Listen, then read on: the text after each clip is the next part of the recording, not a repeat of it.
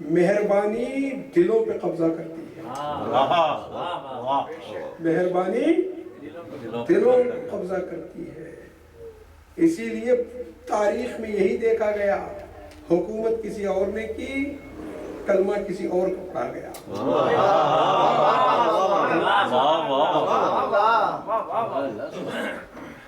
نظام حکومت کو تھام لینا، تم سروں کو جھکا سکتے ہو، دلوں کو نہیں جھکا سکتے۔ امام حسین کی خدمت میں ایک شخص آیا،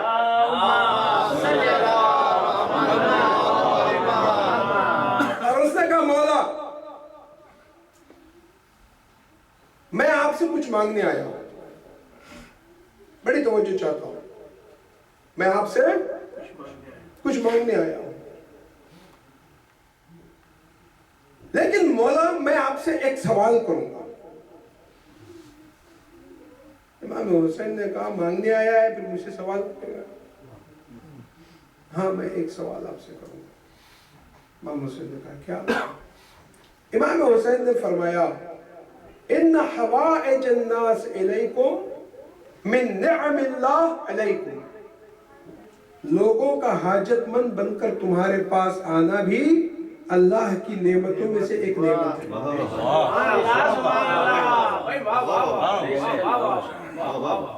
لوگ کبھی ایسا ہوتا ہے مالداروں کے پاس نہیں جاتے، غریب کے پاس آتے ہیں، یار میرا ایک کام کروا دیں۔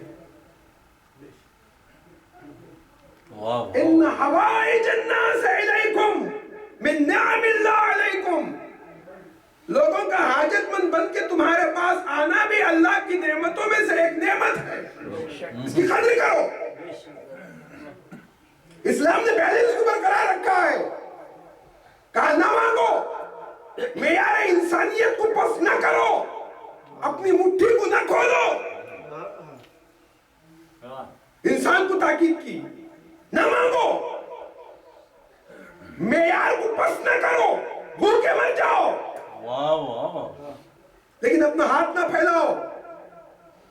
لیکن اگر کسی نے معیار انسانیت کو پست کر ہی دیا، اگر کسی نے مٹھی کو کھول ہی دیا، اگر کسی نے دست طلب کو بڑھا ہی دیا، تو اب دینے والے کے لیے کہا فَأَمَّا السَّائِلَ فَلَا تَنْهَرْ، دیکھو مانگنے والے کو جھڑکی نہ دو۔ مانگنے والے کے لیے ہدایات تھی اور دینے والے کے لیے بھی کہا۔ مانگنے والے سے کہا نہ مانگو، دینے والے کے لیے کہا کہ اگر کسی نے مانگ ہی لیا ہے تو اسے جھڑکی نہ دو، اس کے ساتھ سختی نہ کرو، بیلنس کو برقرار رکھو۔ یہ کمال بشری ہے، بیلنس کو برقرار رکھنا۔ ایک شخص آیا، اس نے کہا مولا مجھے آپ سے کوئی حاجت ہے، لیکن حاجت طلب کرنے سے پہلے ایک سوال میں آپ سے کروں گا، مجھے یہ بتائیے کہ پوری اتنی بڑی دنیا کے ہوتے ہوئے، بڑے بڑے لوگوں کے ہوتے ہوئے، میں آپ ہی سے کیوں مانگنے آیا؟ مانگنے آیا ہے، اور پھر اس نے الٹا امام حسین سے سوال کیا کہ اتنی بڑی بھری دنیا میں کسی کے پاس نہیں گیا، آپ ہی کے پاس کیوں آیا؟ امام حسین نے کہا کیوں آیا؟ تو ہی جواب دے۔ اس نے کہا مولا میں نے آپ کے نانا کو یہ کہتے ہوئے سنا کہ اپنی زندگی میں کبھی کسی سے نہ مانگو، لیکن اگر مانگنے کا وقت آ جائے خدا نخواستہ تو 4 طرح کے لوگوں سے مانگو۔ 4 طرح کے لوگوں سے مانگو، صرف 4، اور پھر کسی دوسرے سے نہ مانگنا، 4 طرح کے لوگوں سے مانگو۔ امام حسین نے کہا وہ کون؟ تو اس نے کہا پیغمبر اکرم نے فرمایا عرب میں مانگو تو عربی شریف سے مانگو، نہ ملے تو مولا کریم سے مانگو، یہ بھی نہ ملے تو قاری قرآن سے مانگو، جو قرآن پڑھتا ہے اس سے طلب کرو، اس لیے کہ قاری قرآن کا دل بڑا نرم ہوتا ہے، قاری قرآن بھی نہ ملے تو کیا کیا جائے؟ فَالْأَصْبَحْ وَجْهًا، جو اسمارٹ ہو اس سے مانگو، جو خوبصورت ہو اس سے مانگو، جس نے اچھے کپڑے پہن رکھے اس سے مانگو۔ اگر نہ دینے کا ارادہ بھی ہوگا تو وہ دے دے گا، اس کا لباس تقاضا کرے گا کہ نہیں یار دے دے گا۔ فَالْأَصْبَحْ وَجْهًا، جس کی حالت اچھی ہے ظاہری، جو خود پھٹے پرانے کپڑے پہنے ہوئے ہے، تم اس سے جا کے مانگو گے تو تمہیں کیا دے گا؟ جو ایک دم اچھا انسان ہو، خوبصورت انسان ہو، تم اس سے مانگو، حسین انسان سے مانگو۔ مولا میں نے پورے عرب میں دیکھا، نہ آپ سے بڑا کوئی عربی شریف ہے، نہ آپ سے بڑا کوئی مولا کریم ہے، نہ آپ سے بڑا کوئی قاری قرآن ہے، نہ آپ سے بڑا کوئی حسین و جمیل ہے۔ چاروں خوبیاں اللہ تعالیٰ نے ایک آپ میں جمع کر دی ہے۔ آپ سے نہ مانگوں تو کس سے مانگوں؟ پر محمد علی محمد بلندر صلوات۔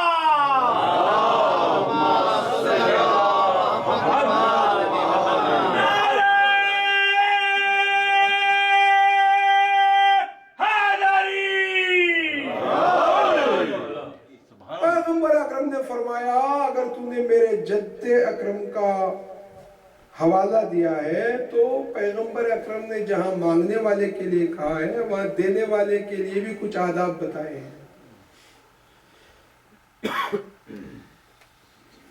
دیکھ، ہماری سخاوت، ہمارا کرم کسی کے سوال کا منتظر نہیں ہے۔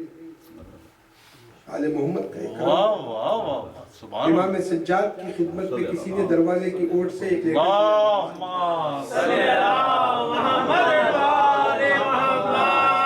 لیٹر دیا، دروازے کی اوٹ سے امام سجاد نے فوراً اسے عطا کر دیا۔ اس نے کہا مولا آپ نے خط پڑھا نہیں، آپ نے مجھے دے دیا۔ امام سجاد نے کہا جب تک میں تیرا لیٹر پڑھ رہا ہوتا اس وقت تک تو سوچتا رہا ہوتا کہ مولا دیں گے کہ نہیں دیں گے۔ ہمارے کرم کو اتنا بھی انتظار اچھا نہیں لگتا۔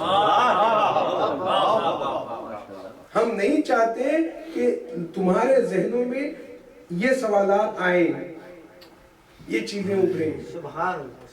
جہاں مانگنے والے کے لیے میرے نانا نے آداب معین کیے ہیں وہاں دینے والے کے لیے بھی کچھ آداب معین کیے ہیں۔ اس نے کہا کیا؟ کہا المعروف بقدر المعرفہ، آگے والے کی کیپیسٹی کو دیکھ کر دو۔ میرے جد امجد نے فرمایا ایک آدمی $200 کے ٹھیلا کھینچنے والا ہے، اسے تم $2 دے دو گے تو بیچارہ ہارٹ فیل ہو جائے گا۔ آگے والے کو دیکھو، اس کی صلاحیت کو دیکھو، اس کی فکر کو دیکھو، اس کے علم کو دیکھو، اس کے اخلاق کو دیکھو، اس کے کیریکٹر کو دیکھو کہ کون تمہارے سامنے کھڑا ہے۔ یہ دیکھنے کے بعد اسے دو۔ المعروف بقدر المعرفہ، فکر ہر کس بقدر ہمت اوس، اتنا ہی دو جتنا وہ سہ سکے۔ پیغمبر اکرم کا تم نے حوالہ دیا تو مجھے میرے نبی نے بھی فرمایا کہ آگے والے کی معرفت کو دیکھ کر دو۔ میں تجھ سے 3 سوال کروں گا، اگر تو نے ان تینوں سوال کے جوابات دے دیے تو میں تجھے پوری پونجی اٹھا کے دے دوں گا جتنا میری تھیلی میں ہے۔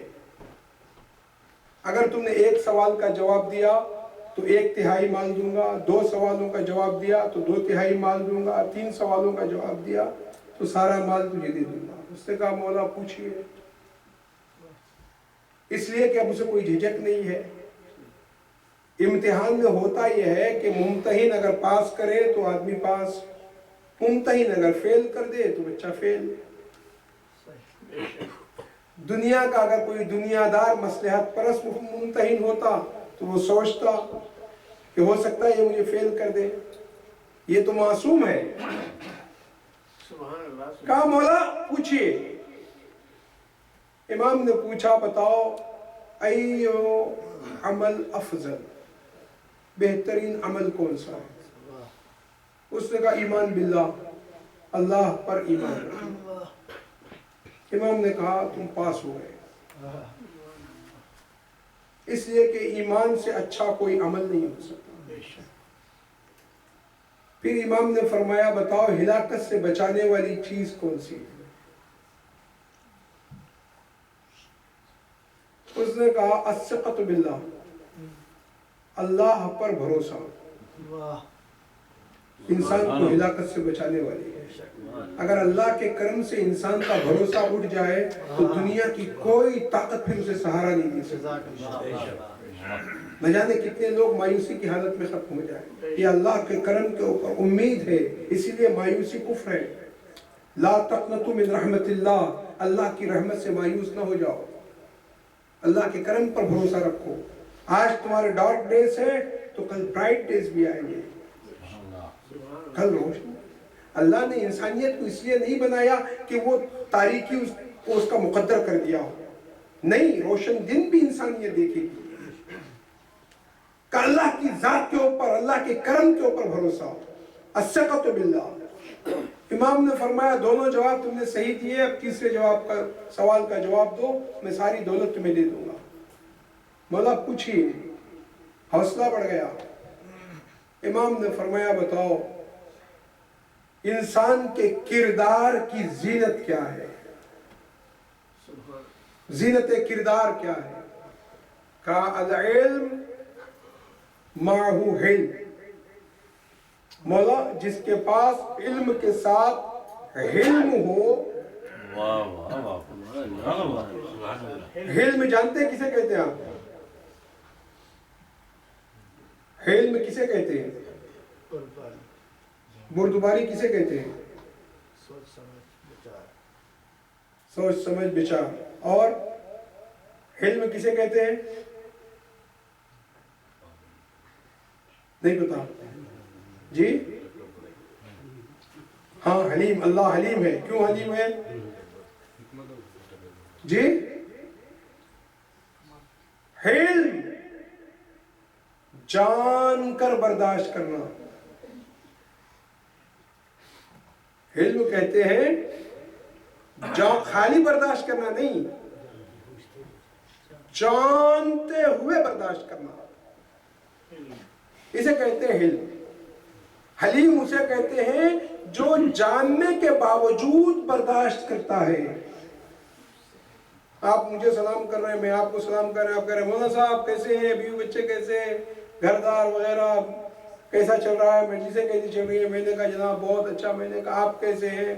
اس لیے کہ آپ کیا سوچ رہے ہیں میرے بارے میں مجھے نہیں معلوم، میں آپ کے بارے میں کیا سوچ رہا ہوں یہ آپ کو نہیں معلوم، صرف زبان کا کاروبار ہے، چل رہا ہے، اندر کیا ہے نہ مجھے معلوم ہے نہ آپ کو معلوم ہے، اس لیے آپ بھی برداشت کر رہے ہیں، میں بھی برداشت کر رہا ہوں۔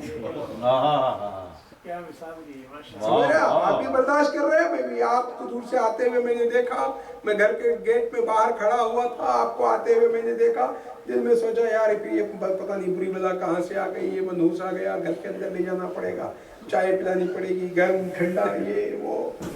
اور جب آپ قریب آ گئے بالکل تو میں نے کہا جناب کیسے ہیں، بیوی بچے کیسے ہیں، بہت دیر ہو گئی آپ ملے ہوئے، تشریف لائیں، اندر آئیں، آپ کے قدموں سے برکت آ جائے گی۔ واہ واہ کیا کہنا، آج میں نے نہ جانے میرا دن بڑا اچھا ہو گیا آپ کے آنے سے۔ یہ محبت نہیں، یہ کمینہ پن ہے، یہ محبت نہیں، یہ نفاق ہے، نفاق۔ محبت کے جیسی ایک چیز ہے، آپ نہیں جانتے آپ کے دل میں کیا ہے میرے بارے میں، اور میں نہیں جانتا کہ میرے بارے میں آپ کے دل میں کیا ہے۔ آپ مجھے برداشت کر رہے ہیں، میں آپ کو برداشت کر رہا ہوں۔ خدا حلیم ہے کا مطلب یہ ہے کہ وہ آپ کی نیتوں کو جانتا ہے پھر بھی برداشت کر رہا ہے۔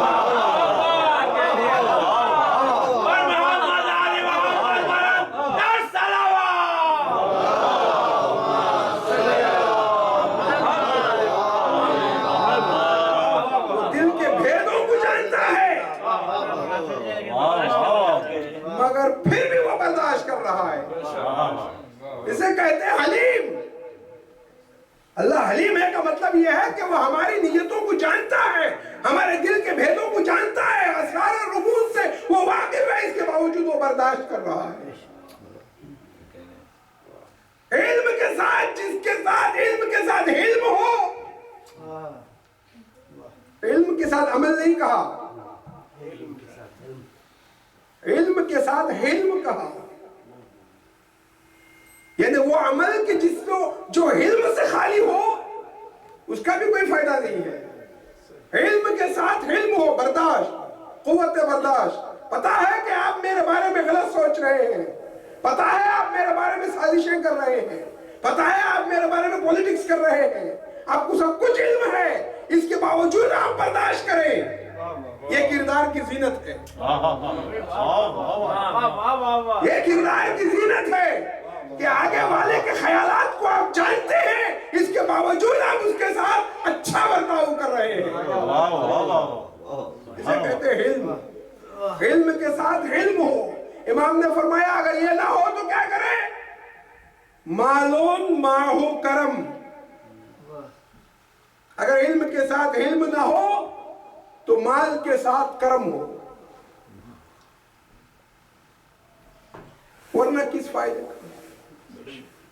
مال کے ساتھ کیا ہو؟ کرم ہو, کرم. وَجَاهِدُوا بِأَمْوَالِهِمْ وَأَنفُسِهِمْ فِي سَبِيلِ اللَّهِ. میں نے کبھی عرض کیا تھا وَجَاهِدُوا بِأَمْوَالِهِمْ وَأَنفُسِهِمْ فِي سَبِيلِ اللَّهِ. اللہ کی راہ میں جہاد کرو اپنے مالوں کے ساتھ اور اپنی جانوں کے ساتھ. اس نے یہ نہیں کہا پہلے اپنی جانوں کے ساتھ جہاد کرو پھر اپنے مالوں کے ساتھ جہاد کرو. وہ چاہتا تو یوں بھی کہہ سکتا تھا وَجَاهِدُوا بِأَنفُسِهِمْ وَأَمْوَالِهِمْ فِي سَبِيلِ اللَّهِ. اللہ کی راہ میں جہاد کرو اپنے نفس کے ساتھ پھر اپنے مال کے ساتھ. نہیں, پہلے اپنے مال کے ساتھ جہاد کرو پھر اپنی جان کے ساتھ. اس سے بڑا انسان کی نیتوں کو جاننے والا کون؟ وہ کریٹر ہے ہمارا, خالق ہے ہمارا. وہ جانتا ہے انسان کی نیچر سے واقف ہے, اسے معلوم ہے مال نکلے گا تو جان خود بخود نکل جائے گی. محمد والے محمد صلی اللہ.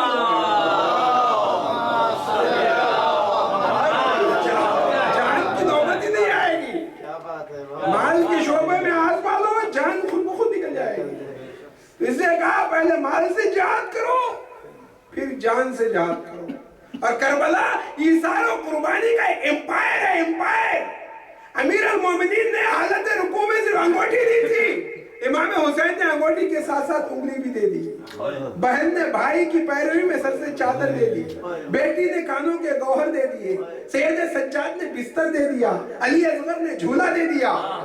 ایثار و قربانی کا تاج محل ہے کربلا. کیا کہنے. ایثار و قربانی کا تاج محل ہے کربلا. مال کے ساتھ کرم ہو, سخاوت ہو.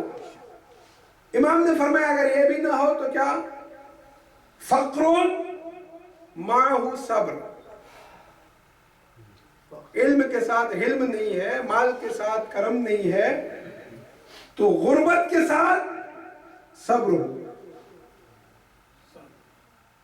فقر کے ساتھ صبر ہو. آدمی واویلا نہ کرے. مصیبت میں جو آدمی جتنا چلاتا ہے اتنا ہی اس کی مصیبت بڑھتی ہے. اس لیے کہ اس دنیا میں ہمدردی کے موقع پر, مصیبتوں کے موقع پر, پریشانیوں کے موقع پر ہمدردی کرنے والے کم ہیں اور ہمدردی کے نام پر لوٹنے والے زیادہ ہیں. وہ آپ کی عزت کو بھی لوٹیں گے, آپ کے پیسے کو بھی لوٹیں گے, وہ سب کچھ لوٹ لے جائیں گے. لہذا جزا و فضا نہ کرو مصیبت کے موقع پہ. امیر المومنین نے فرمایا ہے کہ دیکھو مالداروں میں بیماریاں زیادہ ہیں, ہارٹ کی بیماری, کینسر کی بیماری, پتہ نہیں شوگر, بڑی بڑی جتنی بیماریاں ہیں نہیں پتہ کا میں امیر المومنین فرماتے ہیں مالداروں میں زیادہ ہیں, غریبوں میں کم ہیں. اور یہ دنیا میں اس کا شمار بھی کیا ہے، حساب بھی لگایا ہے کہ جتنی بڑی بیماریاں ہیں وہ مالداروں میں پائی جاتی ہیں۔ غریب بڑے صحت مند ہوتے ہیں، خوب محنت کرتے ہیں، کھا پی کے سو جاتے ہیں۔ جو نیند اللہ تعالیٰ نے کتوں، بلیوں، خرگوشوں کو دے دی ہے وہ مالداروں سے چھین لی ہے۔ بریانی آپ نے کھائی، مٹن، چکن، کباب، فش فرائی، سب کچھ آپ نے کھایا۔ باہر اپریل اور مئی کا مہینہ چل رہا ہے، آپ کے گھر سے ابھی جنوری کا مہینہ گیا ہی نہیں ہے۔ آپ کو تو اچھی نیند آنا چاہیے لیکن نیند نہیں آتی ہے۔ بڑی بڑی بیماریاں مالداروں کے پاس ہیں۔ امیر المومنین رحمہ اللہ میں فرماتے ہیں غریبوں کو چاہیے کہ وہ اپنی غربت کا مرثیہ پڑھنے کے بجائے اپنی صحت کا شکریہ ادا کریں۔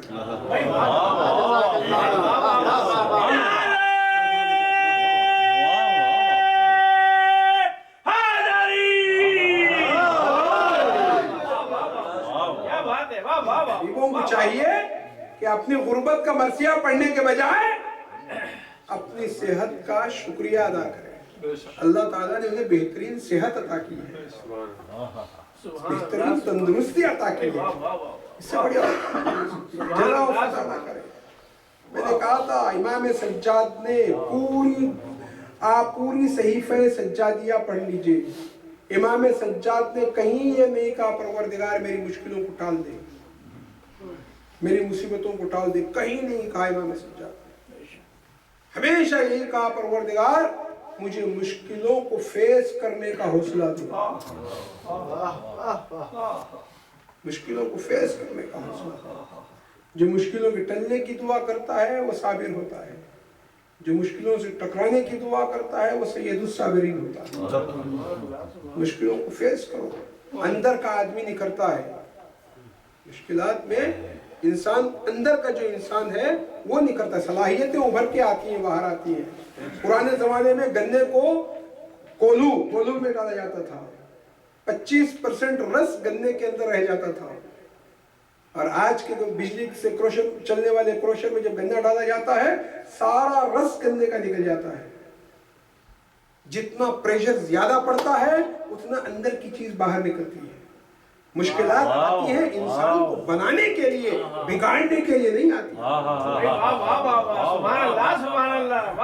مصیبتیں آتی ہیں آدمی کو بنانے کے لیے، تو مصیبتوں سے تم پازیٹیو سوچو، مثبت سوچو، مصیبتوں کو منفی نہ سوچو۔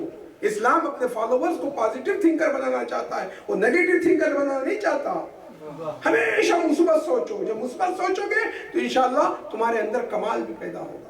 اس نے کہا کہ فقر معہ صبر، فقیری کے ساتھ صبر۔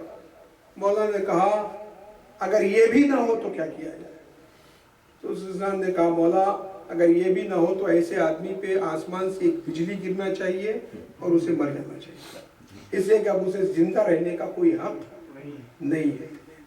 جس کے پاس مال کے ساتھ کرم نہ ہو، علم کے ساتھ حلم نہ ہو، فقر کے ساتھ صبر نہ ہو، تو ایسے آدمی کو جینے کا بھی کوئی حق نہیں ہے۔ امام نے ساری پونجی اس کے حوالے کر دی۔ جزاک اللہ، سبحان اللہ، سبحان اللہ۔ میں کہوں گا اے پروردگار، جب تیرے ایک بندے خاص نے تیرے ایک غریب بندے کی مشکل اس طرح سے آسان کر دی، تو حسین نے تو سب کچھ تیری راہ میں دے دیا، تو نے حسین کو کیا دیا؟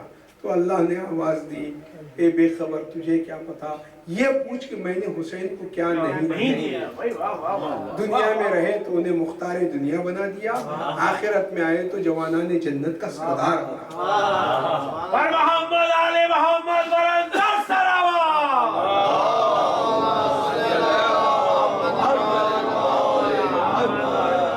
کرم امام حسین، زمین کو خریدا 3 دن تاکہ قیامت تک جو زائر آئے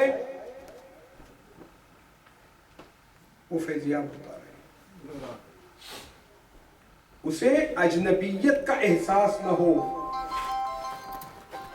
3 دن کے کھانے کا انتظام، اجنبیت کا احساس نہ ہو۔ اسی لیے کربلا میں نماز پوری پڑھی جاتی ہے۔ زائر جو ہے وہ اجنبیت کا احساس نہیں کرتا، وہ پردیسی ہونے کا احساس نہیں کرتا۔ جب روضہ حسینی میں داخل ہوتا ہے اسے یوں محسوس ہوتا ہے کہ جیسے وہ اپنے گاؤں میں آ گیا ہے، وہ اپنے وطن میں آ گیا ہے، وہ اپنے شہر میں آ گیا ہے، وہ اپنے گھر میں آ گیا ہے. قیامت تک جو غربت کا احساس ہونے نہ دے اسے کہتے ہیں امام حسین. امام ترمذی نے ایک کتاب لکھی اور اس میں لکھا کہ ایک نبی ایسے ہیں کہ جن کا کرم 4 پشتوں تک چلتا ہے. الکریم ابن الکریم ابن الکریم ابن الکریم، 4 پشتوں تک جس کا کرم چلا. امام ترمذی کہتے ہیں وہ ہے جناب یوسف پیغمبر. ان کے باپ یعقوب بھی بڑے کریم تھے، یعقوب کے باپ اسحاق بھی بڑے کریم تھے، اسحاق کے باپ ابراہیم بھی بڑے کریم تھے. نبیوں کی تعریف کر رہے ہیں امام ترمذی. ارے جس کا کرم 4 پشتوں پہ جا کے ٹھہر جائے اسے یوسف کہتے ہیں. جس کا کرم 12 پشتوں پہ پہنچنے کے بعد آج بھی جاری ہے اسے زہرا کہتے ہیں.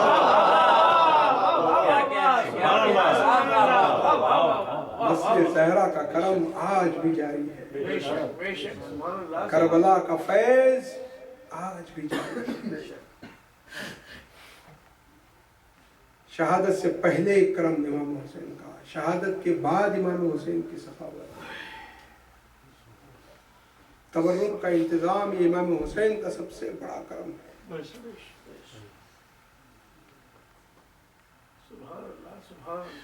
وہ حسین کہ جس نے اپنا سب کچھ اللہ کی بارگاہ میں اٹھا دیا. اپنی آغوش کی تلاشی لینے کے بعد خدا سے کہا پروردگار تو کریم ہے میں بخیل ہوں. الہی من وجدک ماذا فقد ومن فقدک ماذا وجد. پروردگار جس نے تجھے پا لیا اس نے کیا کھویا، جس نے تجھے کھو دیا اس نے کیا پایا. شیر شمشیر حسین نے یہ جملہ کہا تھا، جس نے تجھے پا لیا اس نے کیا کھویا، جس نے تجھے کھو دیا اس نے کیا پایا. زیر شمشیر ستم میر تڑپنا کیسا، سر بھی تسلیم محبت میں ہلایا گیا. قاتل آیا بھی پے قتل تو ڈرتے ڈرتے.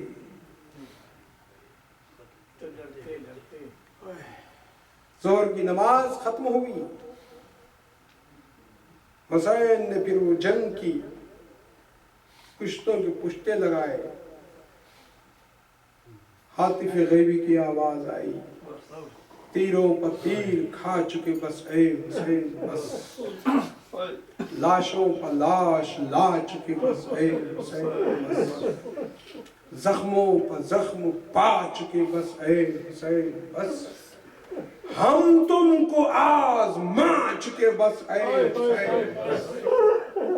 اب سر جھکا دو خنجرے بیداد کے لیے، کچھ امتحان چھوڑ دو سجاد کے لیے. حسین نے نیام میں تلوار رکھی، کہیں سے تیر کہیں سے تلوار کہیں سے نیزے. جس کے ہاتھ میں کچھ نہیں تھا اس نے پتھر برسانا شروع کر دیا. حسین پشتے فرس پہ ٹہل نہ سکے، اپنی باہیں گھوڑے کی باہوں میں ڈالی. گرا تو تیروں پا، گرا تو تیروں پا، اٹھا تو نو کے نیزہ پر.